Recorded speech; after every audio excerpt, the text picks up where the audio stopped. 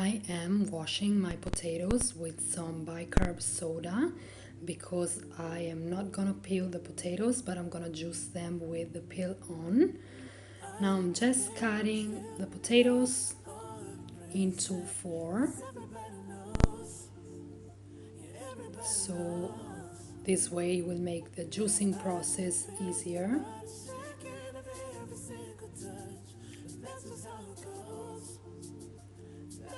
Once my potatoes are all cut, I'm just gonna put them in a bowl and proceed with the juicing process.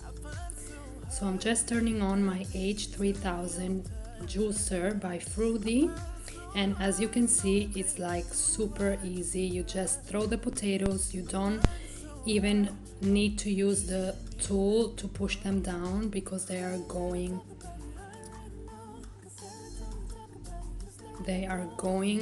on their own. You don't need to help them. If you put a lot, then you will maybe need to use the tool, as I will show you now. So as you can see, juicing potato is so easy.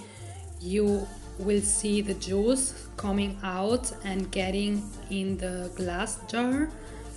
Don't forget that this juicer has a heat function, so you can turn the heat on and have your potato juice hot with the heating function. It only takes a few minutes and you have your potato juice ready to serve or to consume. And the fiber that you see that it's coming out from the mouth,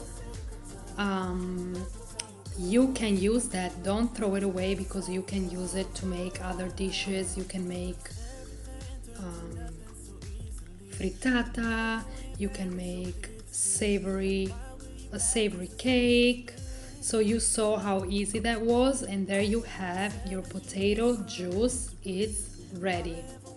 Don't forget that you have a link down below where you can access to any of the Froothie product with a discount, and I'll put it in the description.